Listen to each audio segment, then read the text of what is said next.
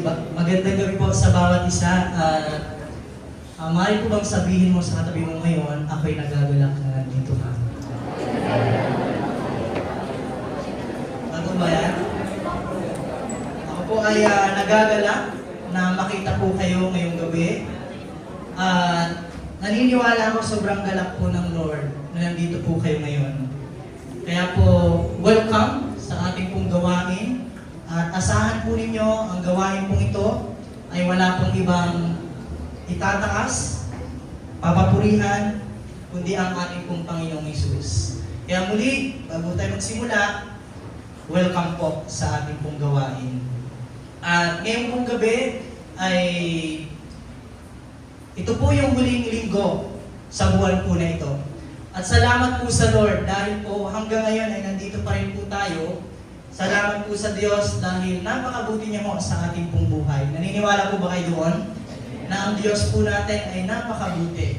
Kaya naman po, sa kabutihan po niya, ito po ang ating pong ginagawa. Wala iba po tayong layunin kung bakit po tayo nandito ngayon, kundi papurihan, pasalamatan, at dakilahin po ang Diyos sa ating pong mga buhay. At kung ikaw naman po ay first time na nandito po ngayon, asahan mo na si Lord ang magpapala sa iyo sa pamamagitan mo ng kanyang pong mga salita.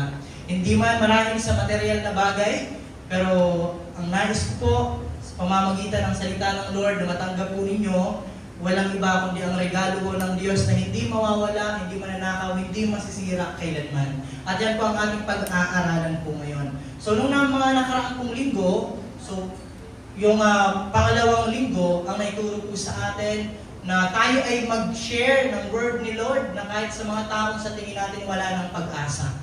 Kasi ang Diyos po natin kahit ang mga tuyo ng buto ay Kanya po kayang buhayin. Kaya gayon na lamang nag-encourage po sa atin na kahit may mga tao man na sa tingin natin wala ng pag-asa, kay Lord ay may pag-asa pa rin. At ang nakaraang linggo, ay bahagi rin po sa atin ni Kuya Ansem kung gaano kahanga-hanga ang Diyos po natin na mga bagay nilikha ng Diyos na hindi natin lubos na maisip sa ating pong mga kaisipan. Kaya isang encouragement po sa atin ng nakaraang linggo, kung tayo po ay meron pong or natunghayan, naranasan, nakita ang kahangahangang gawa ng Diyos sa ating pong mga buhay, bakit hindi natin ito sabihin? Or bakit hindi natin ito ipahayag sa iba? At ngayon, ay dudugtungan ko lang po yung encouragement po sa atin sa kung ano ang dapat natin gawin sa naririnig po nating evangelism, yung gospel, yung good news, yung buhay ng Panginoon Jesucristo. Sapagkat ang layunin ko po sa gabi ito, sa tulong po ng banal na Espiritu po ng Diyos, walang iba kundi i-encourage po ang inyong mga puso na gawin ang pinapagawa po sa atin ng Diyos. Kaya ang pamagat po ng ating pong pag-aaralan ngayon, maaari po bang basahin po ng lahat? You are sent. So, saang bagay? O kanino? Yan ang katanungan at encouragement na din sa atin. Bakit nga ba sinabi po natin sa ating pamagat na tayo po ay we are sent by the Lord or by our God? Dahil sa ating pong pag-aaral ng gospel, naniniwala po ako na natutunan na po ninyo ang patungkol sa buhay ng Panginoong Hesus. Kung ano po ang ginawa ng Panginoong Hesus sa ating pong buhay.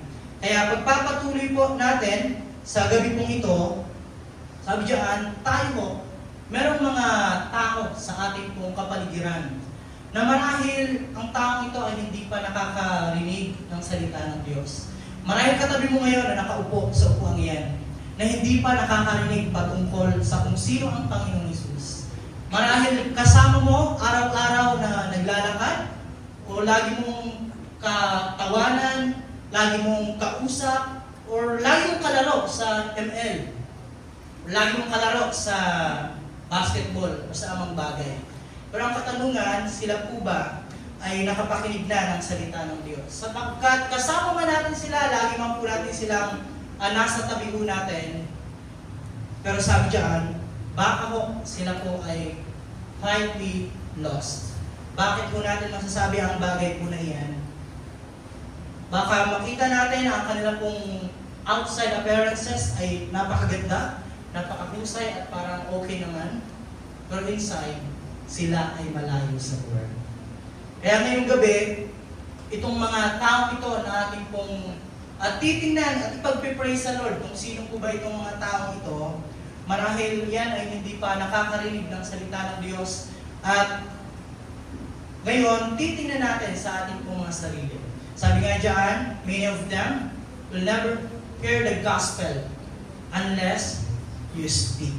Ngayon, may mga kadahilanan po sa ating buhay na minsan na po natin nabanggit kung bakit hindi po tayo nakakapag-share patungkol po sa buhay ng Panginoong Jesucristo. Ito lamang ay ilan lamang sa kadahilanan, nabanggit na po natin noong nakaraan. Marahil nahihiya po tayo na mag-share. Nahihiya po tayo magsalita kasi hindi po natin alam kung ano po ang sasabihin po natin. Hindi natin alam kung saan magsisimula, kung paano sila i-approach, lalo na kung hindi naman po natin kakilala. Lalo na kung hindi naman natin kapalagayan ng loob. Nakakahiya naman talaga. And ito ang tanong pa na minsan nagiging excuse natin, paano kung di nila ako pakinggan? Paano kung i-reject nila ako pag nilapitan ko sila? Paano kung hindi nila ako pansinin pag pinuntahan ko at sasabihin ko na may i-share ako sa kanila? Yan ang mga ilan lamang sa kadahilanan na kung bakit hindi po tayo nakakapag-share patungkol sa buhay ng Panginoong Jesucristo. Pero sa ating pong pagtatapos ng gospel sa buwan po na ito, sa katunayan, ito po yung pangalawang buwan na patuloy po natin pinag-uusapan ang buhay ng Panginoong Hesus at kung ano ang dapat natin gawin sa ating natutunan o naranasan po sa Kanya. Isang katanungan mula sa ating Biblia na magbibigay ng encouragement at hamon na rin po sa atin mula po sa aklat po ng Romans chapter 10, verse 11 and 15. Bago po natin basahin yan, maaari ko po bang imbitahan ang lahat na tumayo para mabasahin ang salita po ng Diyos? Ayan, sige po. Basahin po natin in English po muna. In 1, 2, 3, go. As the Scripture says, anyone who believes in Him will never be put to shame. But there is no difference between Jew and Gentile. The same Lord is Lord of all, and richly blesses all who call on Him. For everyone who calls upon the name of the Lord will be saved. How then can they call on the one they have not believed in? And how can they believe in the one whom they have not heard? And how can they hear without someone preaching to them? And how can anyone preach unless they are sent? As is written, how beautiful are the feet of those who bring good news. Sa Tagalog po, sinabi nga ang kasulatan, ang sino mang sumasampalataya sa Kanya ay hindi mapapahiya. Kaya walang pagkakaiba ang katayuan ng Hudyo at ng Hintil. Iisa ang Panginoon sa lahat at siya'y masaganang nagbibigay sa lahat ng tumatawag sa Kanya. Dahil sinasabi sa kasulatan, maliligtas ang lahat ng tumatawag sa pangalan ng Panginoon. Paano naman sila tatawag sa Kanya kung hindi sila sumasampalataya? Paano sila sasampalataya kung wala pa silang napakinggang tungkol sa Kanya? Paano naman sila makakapakinig kung walang mangaral sa kanila? At paano makakapangaral ang sino man kung hindi siya sinugo? Tulad ng nasusulat, okay gandang pagmasdan pagdating ng mga nagdadala ng magandang balita. Sige po, bago po tayo po muna yung manalangin. Dakilang Ama, Diyos na napakabuti, Diyos na may-ari ng aming mga buhay. Maraming salamat po sa buhay na patuloy niyo pong pinapahiram po sa bawat isa. And Lord, sa mga oras po nito, sa sandali pong ito, patuloy po kami na humihingi ng iyong pong banal na Espiritu Santo, ng iyong pong banal na presensya, Panginoon, mula sa aming pong pag-awit hanggang ngayon, mag-aaral po kami ng iyong mga salita. Samahan niyo po kami, ibaba niyo po ang inyong pong karunungan, buhat, sa tulong ng inyong banal na Espiritu Santo. And Lord, kayo po ang mangusap sa buhay ng bawat isang nandito ngayon. Ano man ang kadahilanan po nila kung bakit nandito po sila ngayon, kayo po ang magpapala, kayo po ang sumagot, kayo po ang kanilang makatagpo, kayo po ang kanilang maramdaman, kayo po ang kanilang mapakinggan, Panginoon. Ano man ang pinagdadaanan nila ngayon, ang mga kaguluhan sa kanilang isipan, sa kanilang puso, Panginoon, tulungan niyo po ito na maibigay po sa inyo. At uuwi po kami mamaya na meron pong kapanatagan, meron pong panibagong kalakasan, may panibagong relasyon po sa inyo. Maraming salamat po, Ama. Tunay na kayo po ang madakila sa gabing ito. Ito po ang aming dalangin sa pangalan ng Panginoong Hesus. Amen. Ayan, sige po, tayo po ay makakapuna. Salamat po sa inyo pong pakikiisa sa pagbabasa ho ng salita ng Lord at sa ating pong pananalangin. At ngayong gabi, ayan, bago tayo simamara itong pikin yung katabi at sabihan na isang magandang gabi. Napakaganda ng gabi po natin sapagkat napakagandang pagmasdan sa bawat isa po sa atin sa kung ano man ang edad po natin ngayon. Napakaganda ho na nakikita po natin na tayo po sama-samang nagpupuri po sa Panginoon. Sama-samang lumalapit po sa Panginoon at walang ibang kadahilanan kundi nag-iisa lamang, kundi ang kilalanin po siya. At ngayong gabi gusto ko agad simula ng ating pong point number 1 para po hindi ho mawala sa focus ang bawat isa. Point number 1 po natin na magbibigay encouragement po sa atin kung bakit kailangan po natin gawin na magbahagi ng salita ng Diyos kahit kanino man sapagkat tayo po ay pinili at sabi dyan, basa nga po, kayo po magbasa yung 1, 2, 3, go. Ayan. By the Lord. Si Lord po ang nag-utos sa atin, pumili sa atin at papadala sa atin. Ngayon gabi gusto ko na pong sabihin sa bawat isang nandito ngayon, ano man ang kinakatayuan po natin, anong background po natin, saan po tayo nanggaling, hindi tayo nandito dahil na-aksidente lang. Sabi dyan, you are not random. Sabihin mo nga sa katabi mo, you are not random. Marahil nasabi mo na rin yan sa sarili mo. Natanong sa sarili mo, bakit ba ako nandito? Bakit ba ako nabubuhay? Nabuhay ba ako dahil lamang na-disgrasya si mama at si papa nung nagiinuman sila? At sinabi ng papa mo, lasing kasi kami nun eh. May mga ganong moment ba sa buhay? At nagtanong ka na, Lord, bakit ba ako nandito? Bakit ba ako nabubuhay? Anong purpose ng aking pong buhay? Ngayon, kahit nasaan man po tayo, marami kung ikaw ay wala pang bakasyon, ikaw ay nasa paaralan pa rin, or sa mga papasok pa lang, kung saan mang paaralan tayo mapupunta, mag-aaral sa bahay po natin. At yan ang katotohanan po sa ating buhay. Hindi naman po natin pinili kung sino ang ating pong magiging papa or mama. Ay, hindi naman po tayo ang namili ang makakasama sa ating bahay. And marami sa trabaho. Kung ikaw man ay isang kabataan na nandito ngayon, na nagtatrabaho, gusto kong sabihin sa iyo na nandiyan ka sa kalagayan na yan, hindi dahil wala lang. Hindi dahil aksidente lang napunta ka dyan at napadpad ka dyan. And sa mga kasamang, o mga kaibigan po ninyo na lagi niyong nakakasama, lagi niyong nakakalaro, lagi niyong nakakausap. Ang mga tao kung iyan at kung bakit tayo nandyan, hindi dahil walang dahilan, kundi ang Lord nilagay tayo dyan sapagkat meron siyang purpose sa ating mga buhay. Amen? May purpose ang Diyos bakit niya tayo nilagay dyan. Kung ikaw ngayon ang napapatanong na at naguguluhan na sa isipan mo at nahihirapan ka na at nagtatanong bakit ka nandyan, may layunin ang Diyos sa buhay po ng bawat isa. Kahit pa maramdaman po natin ang bagay po na ito. Kahit maramdaman natin sa kalagayan natin ngayon na parang hindi naman po tayo qualified. Kahit meron tayong, alam natin ang ating mga sarili na merong kakulangan or hindi natin kayang gawin or nagtatanong tayo sa kung ano lamang ang kaya mo natin gawin, kahit pa tayo ay isang mahiyain, kahit pa tayo ay hindi handa, si Lord ay nilagay mo tayo dyan kasi may purpose po ang Diyos. Hindi dahil magaling tayo, mahusay tayo, or anumang kakayahan na meron po tayo gawin. Pero ito po ang katanungan sa atin ngayong gabi. Hindi po ang katanungan na handa ka na ba?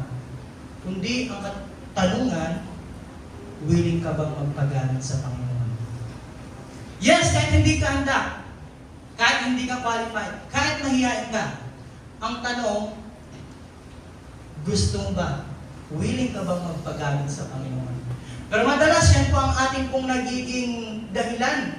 Bakit hindi po tayo magpapagamit sa Lord at hindi po tayo magsiserve po sa Lord? Kasi hindi pa ako handa. Marami pang ginagawa sa pag-aaral, maraming activities, maraming gawain sa bahay, marami tayong mga kadahilanan. Pero alam niyo po ba, meron din pong ganyang tao sa Biblia na nagbigay ng napakaraming kadahilanan sa Panginoon para hindi po siya gamitin. Pero ito po ang isang encouragement po sa atin na hindi po natin kailangan na magkaroon muna ng title sa buhay po natin para gamitin po ng Diyos. Yes, kung sino ka ngayon na nakaupo diyan, hindi naghahangad si Lord na maging malakas ka muna, na maging matalino ka muna, na maging malinis ka muna, na maging matibay ka muna. Ang gusto ng Lord, meron ka bang pusong handang magpagamit sa Kanya? Kasi meron pong tao na ganoon din po ang kanya pong excuse kay Lord. Kung maalala niyo po, nung tinawag si Moises. So si Moises po ay inutusan ng Lord kasi nakita ni Lord, narinig ng Lord na ang kanyang mga bayang Israel, yung bayang pinili ay umiiyak. Kasi nandoon po sila sa mahabang pagkaalipin sa lugar ng saan o? Ayan, sa Ehipto. At narinig ni Lord ang daing nila, pag-iyak nila. Kaya si Lord, pumili siya ng isang taong gagamitin niya at walang iba kundi si Moises. At sabi ni Lord sa kanya, Moises, ikaw ang aking ipapadala doon para kumprontahin mo itong si Paraon. Para nasa gayon, payagan ni Paraon na paalisin sa Ehipto, palayahin ang kanyang bayang pinili. Pero ang sagot ni Moises, sino ako para humarap sa Paraon? At hindi lang yan. Meron pang kasunod na kadahilanan na binigay po si Moises kay Lord. Ngunit paano? Sabi dyan, sa ating verse 13. Ngunit ano po ang sasabihin ko kung itanong nila kung sino ang nagsugo sa atin? So sa panahon na yan ay napakahirap po na magpahayag patungkol sa Diyos kasi ang lugar unang Ehipto, base sa ating pag-aaral, marami po silang Diyos-Diyosan. Marami po silang Diyos na pinaniniwalaan. Kaya kung ganyan yung katanungan sa kanya ng mga tao, at maging si Paraon, kung sino magsugo sa kanya, mahirap na kalagayan po yan. Kasi nga, again, maraming Diyos-Diyosan po dyan. Na Moses, sino nagsugo sa iyo? Bakit nandito ka ngayon? At dumagdag pa ang ating pong chapter 4 verse 1. Ano po ang tanong ho or excuse po ni Moises? Yan. Kaya naman pa magbasa. Sa akin ang mga Israelita at hindi maniwala magpakita kayo sa akin. Yan ang kanya pong tanong sa Lord. And marahil naging tanong na din po natin sa ating pong mabuhay. Paano Lord kung hindi nila ako pakinggan? Paano kung hindi sila maniwala? Paano kung mag-doubt pa rin sila na ako ay isang Kristiyano na tumanggap sa iyo? Paano kung hindi sila maniwala? Yung mga kaibigan ko na ako ay naging totoong Kristiyano na at nagbago na sa dati kong buhay. Kasi alam po natin, iting si Moises ay isa ring tao na nakapatay din po siya. So, mahirap paniwalaan ang background din po ni Moises. Ikaw, sinubukan ng Diyos, nakapatay ka nga eh. So, mamamatay ka nga eh. At ito pa po, ang kanya pong isa pa sa kanya pong mga kadahilanan in verse 10 ng ating pong chapter 4. Panginoon, sa mulat mula ba'y hindi pa ako mahusay magsalita? Bagamat nangungusap sa akin, hanggang ngayon pakutalutan pa rin akong magsalita. So, yan ang kanyang sinabi. Lord, hindi ako magaling magsalita, hindi ako manghusay kung paano mag-share. At alam mo, ito rin po ay isang nagpalakas sa akin at nag-encourage po sa akin. Kung maalala po na ako'y bago pa lamang po dito at nasabihan po agad ako na maglilid po ako ng ating pong mga kabataan. Ganyan din po ang aking pong kadahilanan na, Lord, bakit ako? Bakit ako yung isisend mo doon para mag-lead ng isang ministry na ako mismo sa kakayahan ko ay alam ko na hindi ko po kaya. Bisaya ako, matigas po ang aking pong pamuntuhan. Ang aking pong pagsasalita ng Tagalog ay matigas. Lord, baka pagtawanan lang nila ako. At doon po, yun ang kahinaan ko, Lord. Ayaw kong magsalita sa harap ng maraming tao. Kasi nung nag-aaral ako, Lord, lagi po akong nabubuli doon sa paaralan. Lagi akong napag-tripan sa paaralan. Kaya walang confidence sa aking sarili na humarap sa maraming tao. So isang tanong, isang sagot lang ako dati, sapagkat alam ko sa sarili ko na hindi ko kaya yung bagay na yan. Pero sa bagay na hindi ko kaya, doon ako tinawag ng Lord. At ngayon, nandito po ako sa harapan po ninyo para ibahagi ang salita ng Lord. Amen po ba? Maaari po bang palakpakan po ang Panginoon? So ano pa ang makikita mo natin sa buhay po ni Moses? At alam niyo po, ito pa, meron pa. Dumagdag na kadahilanan o excuse po ni Moses. Maaari pong iba na lang, Lord. Iba na lang po ang subuhin po ninyo. Hindi pa ako qualified po dyan. Nahihiya pa po magsalita. Hindi ko po kaya na magbahagi ng iyong salita. Pero kahit na dyan sa mga verses na pinapakita ko po sa inyo ngayon, na meron po siyang kakulangan, may mga bagay po siyang hindi po kayang gawin, may mga excuses po siya, pero alam niyo po kung anong meron po siya? Yung puso na handang sumunod kahit meron po siyang kakulangan. Ito po ang naging response po ni Moises. Umuwi siya, papunta doon sa kanya pong biyenan. So sa papa ng kanya pong asawa, ang pangalan ng papa ng kanyang asawa ay si Jethro. So ngayon, sinabi niya, nagpaalam siya na, Papa Jethro, ako muna ay magpapaalam sa iyo, ay uwi muna ako doon sa Ehipto. At titingnan ko kung buhay pa ba yung mga kamag-anak ko doon, at titingnan ko kung anong kalagayan nila doon. At napakaganda sa isang panawagan ng Lord, nag-confirm po sa kanya, pumayag po ang kanya pong biyenan. At sumunod ho ang verse 20, kaya sinakay niya sa mga asno ang kanyang asawa at mga anak, naglakbay sila patungong Ehipto, dala niya ang kanyang tungkol. Dala niya ang kanyang pong mga asawa, mga anak, tapos asawa, tapos yung tungkol na binigay ng Diyos. Alam niyo, ganyan din po ang, may katanungan pa dyan si Lord, Moises, ano ba ang meron ka? Sagot niya, ito, kahoy lang po ang meron ako. Ito lang po ang bit-bit ko. Hindi po ako wala marahil ganyan din po ang tanong sa ating mga sarili. Ano ang meron ka ngayon? Yes, hindi po tayo graduate sa Bible School. Hindi po tayo mahusay magsalita. Tayo po ay mahiyain. Tayo po ay may mga bagay na hindi po kayang gawin. Pero ang gusto ng Lord, ikaw mismo, kung sino ka, di na naghahanap pa ng ibang bagay si Lord. Ikaw mismo ang nais po niya. Sapagkat sabi nga dyan, you are a carrier of the gospel. Tayo po ang tagadala, tayo po ang taga-bitbit ng gospel. Kaya ngayong gabi gusto pong encourage sa bawat isa na nandito po ngayon na hindi po natin kailangang maging source. Ang kailangan po natin ay maging available. Sabihin mo sa katabi mo, maging available ka. Kay Lord, hindi sa crush mo. Maging available ka kay Lord. Na magpagamit kay Lord. Ngayon, bago tayo dumako sa ating pong susunod po na slide,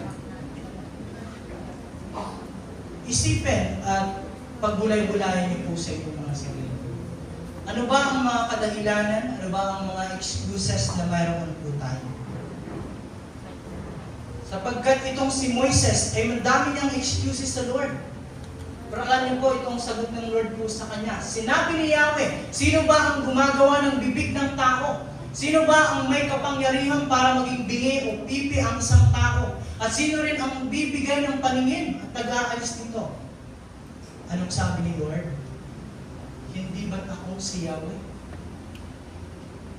Isipin po natin yung gabi kung bakit hindi po tayo nakakapag-share, lalo na sa ating pong mga mahal sa buhay. Kasi nawala na po tayo ng pag-asa na napakatigas na po ng kanilang puso. Napakatigas na po ng kanilang pong damdamin. Pero ito po ang gusto ko pong panghawakan po ninyo na salita po ng Lord, na hindi po salita ng Lord na makakasahan at makakapag-encourage, makakapagbigay po ng kalakasan ng loob po sa atin kung bakit kailangan natin magpatuloy sa pag-share ng gospel, lalo na sa ating pong mga mahal sa buhay. Ang verse din po na ito ay siyang pinanghahawakan ko patungkol po sa aking pong pamilya. Ito ang sabi ng Lord. In Jeremiah 32 verse 27, I am the Lord, the God of all, ano dyan? Mankind. Is anything too hard for me? Sa Tagalog, ako si Yahweh, ang Diyos ng lahat ng tao. Walang bagay mahirap sa akin. Mahirap ang kalagayan, sitwasyon, o tao na ating pong naiisip kaya hindi ko natin binabahagian ang salita po ng Diyos. Pero alam niyo, isang pangako ng Lord, maniwala ka na ako ang may hawak sa tao yan. Marahil ikaw ang kabataan hanggang ngayon ay hindi mo pa nababahagian o nasisiraan, hindi pa natin nawiwin ang ating mga magulang, ang ating mga kapatid, ang ating mga kamag-anak. Pero ngayong gabi sinasabi sa iyo, Lord, ako ang may hawak sa buhay nila. Ako ang may hawak sa puso nila. Ako ang may lalang sa kanila, ako may limha sa kanila. Mahirap sa iyo, pero sa akin hindi mahirap. Gawin mo lang kung ano ang pinapagawa ko sa iyo. Kaya ngayong gabi, bilang mga kabataan, bilang mga mananampalataya ng Panginoon, tonight, we declare, sasabihin natin sa ating mga sarili mismo, na hindi ang bagay na yan. Hindi pa handa, Lord, kundi itong bagay ng sa baba. Sige, Lord. Send me sa mga tao na nasa paligid ko. So, alam niyo po, ano pong nagmamatter po kay Lord? You don't need to be perfect. Ang gusto ng Lord, sumunod tayo kahit hindi po tayo perfect. Sumunod tayo kahit na marami po tayong kahinaan. Sumunod tayo kahit marami tayong bagay na hindi po kayang gawin. Sa end of the day, ang titingnan po ng Lord is not about our perfection. Ang titingnan po ng Lord ay ang ating pong pagsunod. Kaya, ngayon, sasabihin natin, bubulong natin sa ating mga sarili. Sumunod na tayo. Huwag na natin ibigay ang mga kadahilanan para hindi po tayo makasunod. Yes, may mga kakulangan po tayo. Hindi po tayo qualified sa bagay na pinapagawa ng Lord o sa panawagan ng Panginoon sa atin. Hindi man po sa loob ng simbahan. Kahit nasa bahay po tayo, kahit nasa trabaho po tayo, kahit nasa paaralan po tayo. Hindi po natin kailangan pumasok sa church para magka-ministry, para sumunod sa Lord. Kung nasaan ka ngayon, diyan ang panawagan sa atin ng Lord ay ang sumunod. Yan ang maglilid sa atin para sa ating pong point number 2. Obey the call to share and to serve. Sa bawat isa, alam niyo mo, kung usapan pong obedience, sabi ko dyan, it's not about the timing sa ating pong nararamdaman. Minsan ganyan po ang ating tanong, hindi pa ako susunod, hindi pa ako magsiserve, hindi ko pa gagawin itong bagay na pinapagawa ng Lord sa akin kung nasaan man ako ngayon. Kasi hindi pa ako okay. Sinasabi natin, pag okay na po ako, doon na po ako susunod kay Lord. Pero isang encouragement po sa bawat isa, obedience is not about our timing ng feelings po natin. It's about responding to God's command. Naniniwala ako na meron pong inuutos sa atin ng Lord. Kaya nga, sabi mismo ni Pablo sa isang kabataan na nag-lead din sa church, ang encouragement niya mula sa salita ng Lord, ipahayag mo, ipangaral mo ang magandang balita, ang buhay ni Kristo, kung ano ang ginawa ni Kristo, kung anong nangyari kay Kristo, kung anong inalay ni Kristo, napapanahon man o hindi. So, ibig sabihin, okay man tayo or hindi, isang panawagan sa atin na huwag nating sukuhan kung ano ang ginawa ho ng Panginoon sa atin. So, alam niyo, si Lord po mismo ang nag-utos po niyan sa atin. Si Lord po mismo ang nagsabi po sa atin. Sabi ni Jesus sa kanya pong mga disipulo, nung siya po ay, namatay na si Jesus dito, nabuhay siyang muli, nagpakita siya sa kanyang mga disciples. Anong sabi ni Jesus sa kanila? Again, Jesus said, "Peace be with you. As the Father has sent me, I am sending you." Nandito tayo ngayon sa kinakatayuan natin, sa kinakalagayan mo natin. Walang ibang taong nangbugaw po sa atin, kundi si Lord mismo ang naglagay niyan kung bakit tayo nandyan ngayon. Nahihirapan ka man, naguguluhan ka man, na nawawalan ka naman ng hope, gusto kong sabihin sa iyo, nandiyan ka dahil may inuutos si Lord. Walang iba, kundi ang maging witness kung sino siyang Diyos at kung anong ginawa niya. Sabi ng Acts 1:8, nung si Jesus ay mag-a-ascend na, aakyat na siya sa langit, kasama ng kanya pong mga disipulo, kasama ng mga taong nanampalataya sa kanya, mga taong sumunod po sa kanya. Anong iniwan po ni Jesus bago po siya umakyat po doon sa alapaap? Pakibasa mo natin lahat. But you will receive the power when the Holy Spirit comes on you, and you will be my witnesses in Jerusalem, in all Judea, and Samaria, and to the ends of the earth. Walang iba, kundi sabi ni Jesus, maging witness kayo sa kung anong nakita nyo sa akin, sa kung anong naramdaman nyo sa akin, sa kung paano nyo nakita at napatunayan mismo sa inyong mga sariling mata, sa inyong mga na-experience, kasama nyo ako, maging witness kayo. Dito sa lugar ninyo, sa iba pang lugar, kahit sa dulo ng buong mundo. Yan ang utos sa atin ng Lord. At alam nyo, sa gabi ito, itong panawagan ko sa atin. Bata man, pamatanda man, palalaki o babae. Marahil ang isang bagay nito ay totoo. Someone's eternity might be connected to your obedience. May mga kaibigan, may mga mahal tayo sa buhay na hindi pa nakakakilala sa Lord. Hindi pa nakakatanggap sa pangako ng Lord na sino mang sumampalataya ay hindi mapahamak kundi magkakaroon ng buhay na walang hanggan. Hindi pa nila natatanggap yun kasi hindi pa man nila naririnig ang bagay nito. Marahil sa gabi ito, sinasabihan ka ng Lord, matatanggap nila yun dahil sa pagsunod mo. Matatanggap nila ang buhay na walang hanggan kasi binahagi mo, sinabi mo, pinahayag mo kung sino si Kristo. Para mas maintindihan po natin, ito po ang isang napakagandang illustration. O halimbawa, ikaw itong taong nakatayo mo dito, at ang bahay po ninyo nasusunog na. So ang buong mong mahal sa buhay, nasa loob, so nasa kabilang side, natutulog, dito sila sa kwarto nila, hindi nila alam na may sunog sa labas. Anong gagawin mo? Sasabihin mo bang, ay ayoko nahihiya ako eh. Ay, di ako marunong sa bagay na yan. Hindi ka po ba sisigaw? Hindi ka po ba tatakbo? Hindi ka po ba gagawa ng mabuti para ho yung apoy na magpapatay po sa kanila ay masave mo sila dahil alam mo at ikaw ang nakakita at ikaw mismo ang may bitbit ng bagay na makakapagligtas sa kanila. Sasabihin mo po bang ayaw ko kasi nahihiya kasi ako? Ayaw kasi baka ma-disturb sila, baka mahimbing ang tulog nila. Ganun po ba ang sasabihin po natin? Magsasabi pa po ba tayo ng mga excuses po natin? Kasi kung hindi po natin gagawin at ipapahayag, ipapakita itong bagay ng hawak natin na makakapagligtas sa kanila, mamamatay po sila. Masusunog po sila. That's the essence of the gospel, mga kababayan.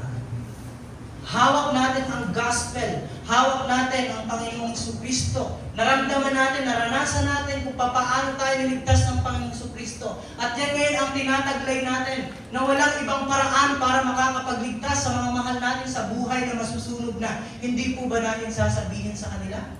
Hindi po ba natin ipapahayag sa kanila na ito ang bagay na magliligtas po para sa ating lahat?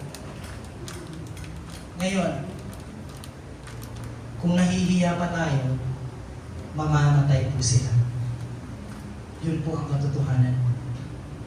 Pag nahihiya po tayo, mapupunta po sila sa impyerno. At yun ang katotohanan. Kasi nahiya tayo. Pwede po ba natin sabihin diyan na, bukas na lang. Wala pa akong lakas ng loob ngayon eh. Pwede bang sabihin natin diyan na, pupunta muna ako sa ibang tao at hingi pa ako ng tulong sa kanila. So meron pa ditong tubig. May tubigan pa dyan sa gilid. So, hindi mo ba yung gagamitin para mapatay yung apoy? Kung hindi mo gagawin ang bagay na yan, tuluyan silang mawawala. Tuluyan silang masusunog. Tuluyan po silang mamamatay. At yung, ganyan din po ang ginawa ko ng isang tao sa Biblia. na minsan inutusan po siya ng Diyos na siya ang may taglay ng isang katotohanan na makakapagligtas po sa mga taong ito. Walang iba kundi, sino po? Ayan, si Jonas. Opo, siya po yung kinain po ng malaking barko. Malaking barko po ba yun? Siya po yung kinain ng malaki pong isda. Kinain po siya ng malaking isda kasi po siya po ay tumakbo sa pagkautos po sa kanya ng Diyos. Pero salamat sa Lord, kasi nandun nga ang panawagan ni Jonas, hindi siya binitawan ng Lord. Bumalik si Jonah at tinanggap ang panawagan sa kanya ng Lord. Nung sumunod po siya, nung nag-preach po siya ng katotohanan ng hawak niya na makakapagligtas po sa mga tao, nangyari ho, naligtas ang mga tao.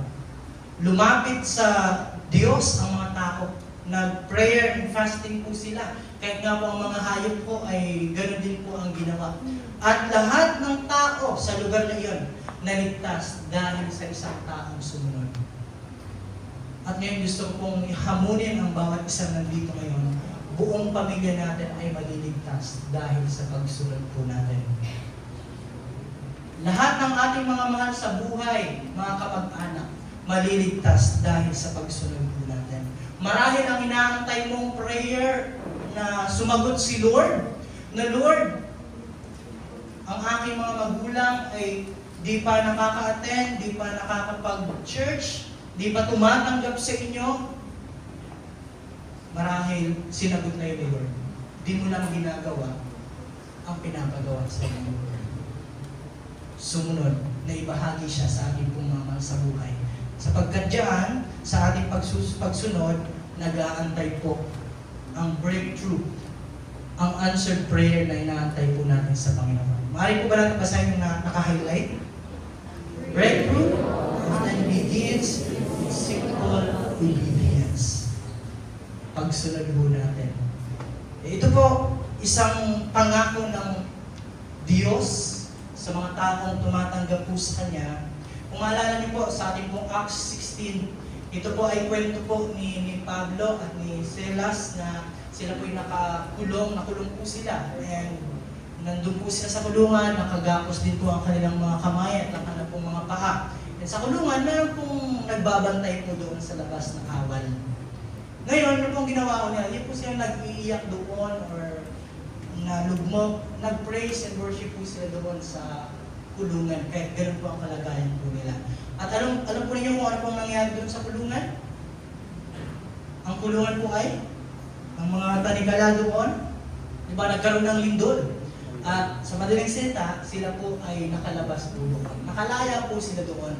At itong sundalong ito, nag-iiyak siya kasi natakot siya, hindi dahil doon kila Pablo, kundi natakot siya, baka patayin siya nung kanya pong head po nila kasi nakatakas yung binabantayan po nila.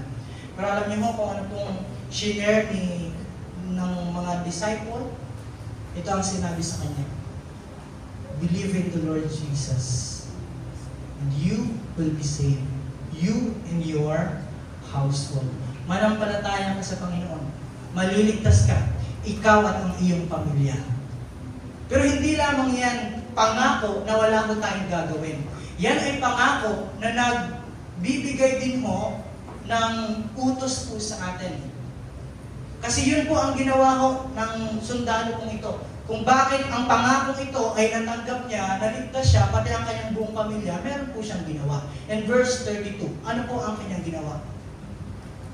John, they spoke the word of the Lord to him and to all the others in His house. Pinakayag nila ang salita ng Diyos. Marahil sa gabing ito, ikaw ay isang mananampalataya ng Panginoon, nakaupo diyan sa kinauupuan mo, na meron pa tayong mga kasamahan sa bahay natin na hindi pa nakakakilala sa Panginoon. May pinapagawa si Lord. I-share natin ang salita ng Diyos sa kanila sa pamamagitan ng ating pong buhay, sa pamamagitan po ng ating attitude. Kasi yan ang tanong sa atin ngayong gabi mula sa ating pong passage.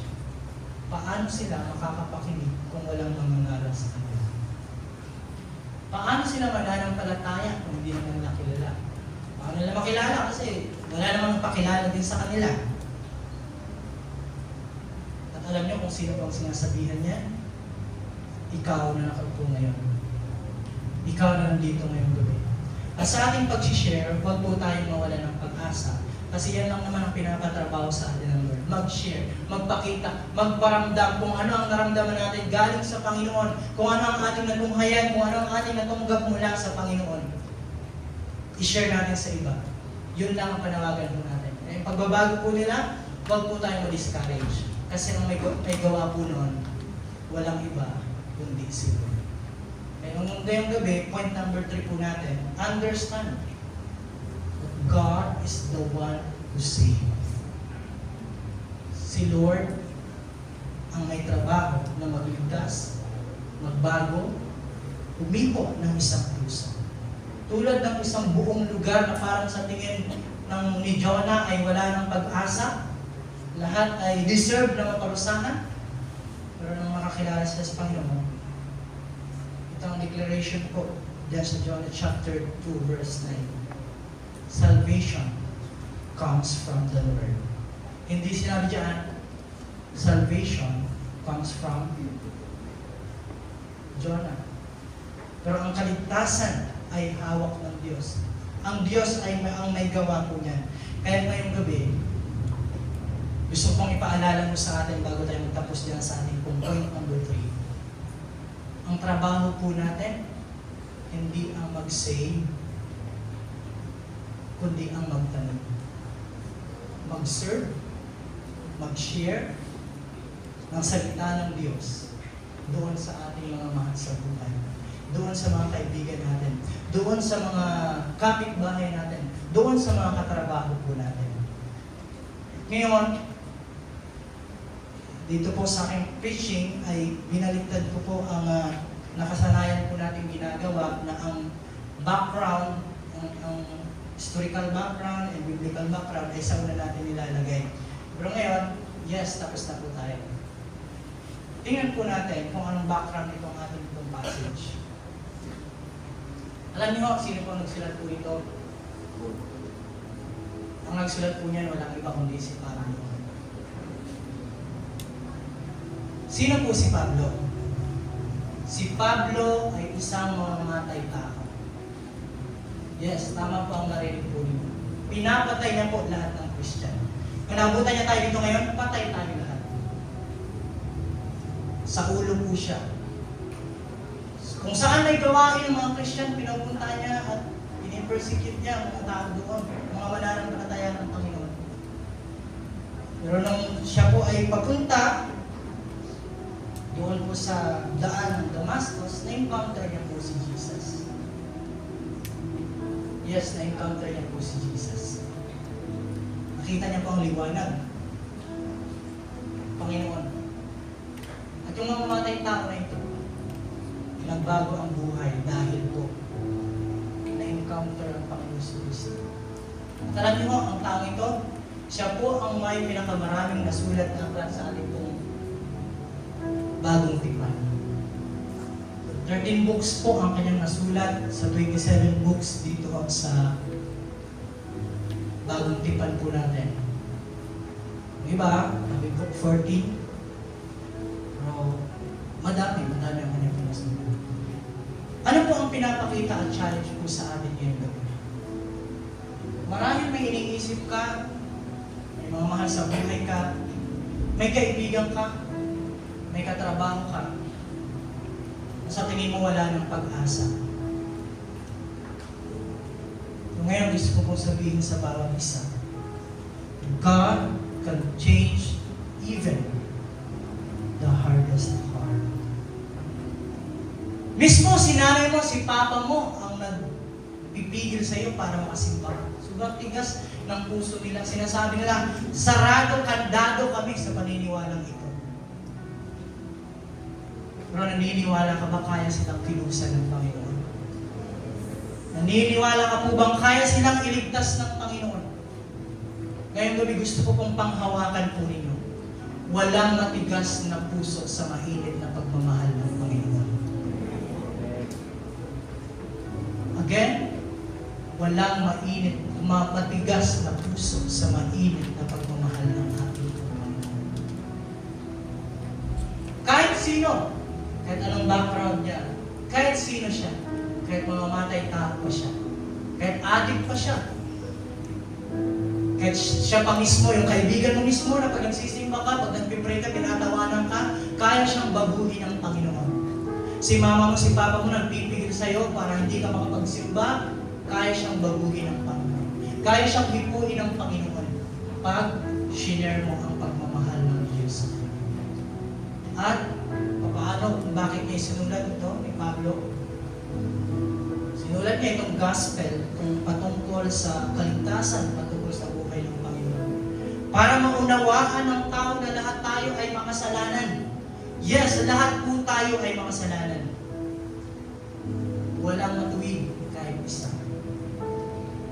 At ang kabayaran ng kasalanan ay kamatayan. Yan ang gustong ipaunawa ni Pablo. Kaya kung bakit niya sinulat po ito. Sinulat niya dito na hindi tayo maliligtas sa ating mabubuting gawa. Hindi tayo maliligtas kasi nagsimba tayo. Sinabi natin, magsimba tayo kasi para man lang mabawasan ang ating kasalanan. Hindi gano'n. Hindi liligtas tayo. Hindi sa ginawa natin. Hindi sa kung ano ang ginawa ni Kristo. Pinapaunawa dito ni Pablo na walang ibang kaligtasan kundi si Kristo. Yan mismo ang sinabi ni Jesus. Nung minsan may isang tao magtanong sa kanya, paano po ba maliligtas? Sagot ni Jesus, I am the way, the truth, and the life. No one comes to the Father except by me. At ganoon din po ang pagka-declare dito ngayon sa atin kung anong gusto ni Pablo para sa kanya pong mga sinulatan, kung bakit ito isinulat, para palalahanan po tayo. He wanted believers to live out their faith and share it with others. Na ipakita natin itong ating pong pananampalataya, itong Panginoong Kristo na ating pong tinanggap. Na itong Panginoong Kristo na nag-alay ng kanyang buhay para po tayo magkaroon po ng kaligtasan. Ganun po ang puso ni Pablo. Kaya sabi niya dyan, mga kapatid, pinakanais ng puso ko at dinadalangin ko sa Diyos ay maligtas ang Israel. Sa verse na ito, may dalawa tayong katanungan. Ano po ang dinidesire ng ating pong puso? Ano po ang ating pong panalangin para sa Israel po natin? Sino ang Israel natin na gusto rin natin maligtas? Sino ang Israel natin na gusto rin natin makatanggap sila ng buhay na walang hanggan? Sino ang Israel natin na gusto rin natin na sila mismo ay makakilala sa Panginoon? Ganun ang kanyang heart. Ganun po ang kanyang pong panalangin sa Diyos. At naniniwala ko na meron din po tayong Israel na pinagpipray natin sa Lord, na Lord, sila rin ay makakilala sa Diyos. Sila rin ay tumanggap sa inyo. Pero alam niyo, naniniwala ba ako si Lord, sinagot na po ang ganun po nating panalangin. Inaantay niya na lang na kumilos po tayo. Ang i-share natin ang gospel. Kung titignan pa po natin kung kanino niya sinulat itong gospel para sa mga Hudyo at sa mga hindi Hudyo. At ang mga tao ito ay meron pong iba-ibang backgrounds, may iba-ibang kultura, may iba-iba silang paniniwala. Pero pinatunayan mo ni Pablo dito na we are all saved the same way. Walang iba kundi si Jesus Christ. Sapagkat sa Kanya lamang matatagpuan ang kaligtasan. Walang ibang binigay na pangalan sa buong daigdig. Binigay ng Diyos sa mga tao upang tayo ay maligtas. Kundi ang pangalang Jesucristo. Kaya ako mga kapatid, alam niyo po kung anong sitwasyon nung sinulat po ni Pablo ang kanya pong sulat para sa mga taong iyan. This time, diyan hindi pa siya nakakapunta doon dito sa Rome, hindi pa siya nakakapunta diyan. Ano habang inaanong po ito, isang nag-encourage at nagpaalala rin po sa akin. Hindi dahilan na malayo ang aking mga mahal sa buhay para hindi ko sila mabahaginan ng salita ng Diyos. Hindi dahilan para hindi ako mag-share sa kanila kasi malayo sila. Kasi hindi sila kasama ko. Pero alam niyo, pagkasulat ni Pablo sa aklat na ito, hindi niya kasama ang mga tao yan. Ngayon, isipin po natin, marahil ikaw rin mismo, meron kang mga mahal sa buhay na hindi mo kasama ngayon. Meron kang mga kaibigan, mga kakilala na hindi mo kasama ngayon. Pero alam niyo, hindi pala yung excuse para hindi natin sila mabahaginan ng salita ng Diyos. At ang kalagayan dyan, ang lugar na ito ay puno ng adultery, puno ng immorality, puno ng iba-ibang paniniwala, ng maling paniniwala. Ginagawa nila kung anong gusto nilang gawin. At sa kanya pagsusulat, napaka-challenging kasi itong lugar na ito, ay kung sa ating kung titingnan mo natin sa ating pong sariling pagtingin, walang pag-asa ang lugar na ito. Sapagkat ang lugar na ito ay sila rin mismo, hindi naman naniniwala sa Diyos. Iba ang kanilang pinaniniwalaan. At alam niyo, mga kabataan, sa tanong, saan familiar ang kanilang lugar? Tulad ng ating lugar ngayon. Ang lugar natin ngayon ay puno ng distraction. Ang lugar natin ngayon ay puno ng kasalanan.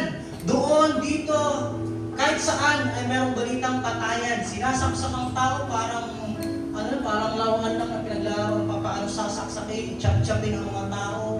Ang mga kabataan ay nakikipagtali kahit hindi pa nila asawa, kahit na karelasyon pa lang nila. Ganon ang tao, ganon ang kalagayan natin ngayon.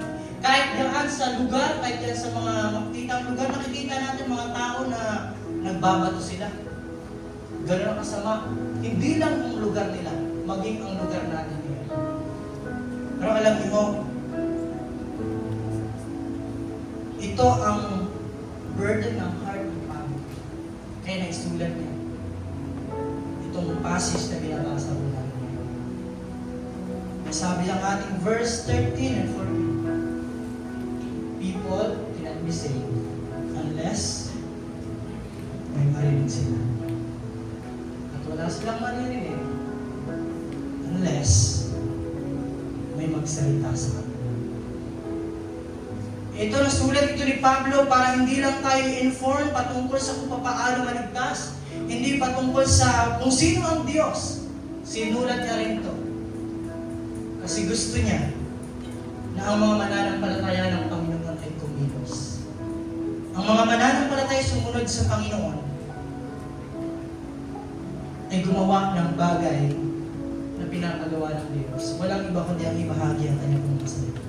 So again, the heart of our sermon sa gabing ito ay ang katanungan, paano sila makakapakinig kung walang mga ngaral sa kanila? Alam niyo, mga kapag-mananampalataya nandito po ngayong gabi, the book of Romans was written in a time when the world was dark, when the people were lost, when truth was needed more than ever. Alam niyo po, ang Diyos po natin, sa sitwasyon po na yun, hindi po siya naging silent lamang ng Diyos. Pinadala niya si Pablo para paalalahanin ang mga tao dito, para sila rin ay makakilala sa Diyos. He sent messenger, and he sent Jesus para sa mga tao. At alam niyo, walang nagbago po doon. Ang mundo natin hanggang ngayon ay lost pa rin po. Hindi pa rin nakakakilala sa Panginoon ang marami. Hindi pa rin tumatanggap sa Panginoon ang marami. At ito rin ang katotohanan na hindi nagbago na ang salita ng Diyos ay makapangyarihan. God still sending people. And that person, walang iba, kundi, yes, ikaw, ang pinadala ng Diyos para maligtas ang iyong mga mahal sa buhay. ikaw ang pinadala ng Diyos para ang hindi mga magulang, mga kamag-anak, ay makakilala po sa Kanya. Magkaroon din po ng buhay na walang hanggan. Nasa sitwasyon na tayo na walang pag-asa, ikaw ang pag-asa dyan. Kaya tinawag ka ng Lord. Kung bakit nandiyan ka. Maalala ninyo, yan ang ating pong tatlong puntos sa gabi nito. You are innocent and stand. Dahil ikaw, sinan ng Panginoon, obey the call to share and serve. Lastly, understand that God is the one who saves. Kaya ngayong gabi, maaari po bang tumayo ang taong naniniwala na kayang baguhin ng Diyos ang kanyang mga mahal sa buhay? Tumayo ko ikaw mismo ang kabataan na nangangailangan ng kaligtasan.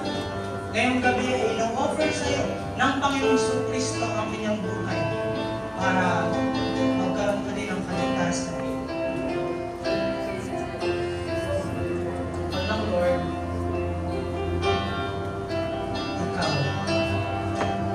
ikaw ay sumunod i-share ang gospel ng Lord. Sa ating pong pagpapatuloy, gawin po natin panalangin ang awitin po ito.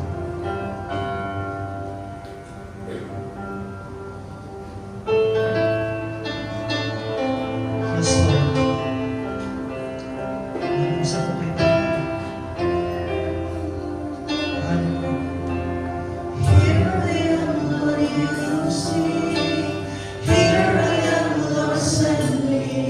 For your glory, here I am.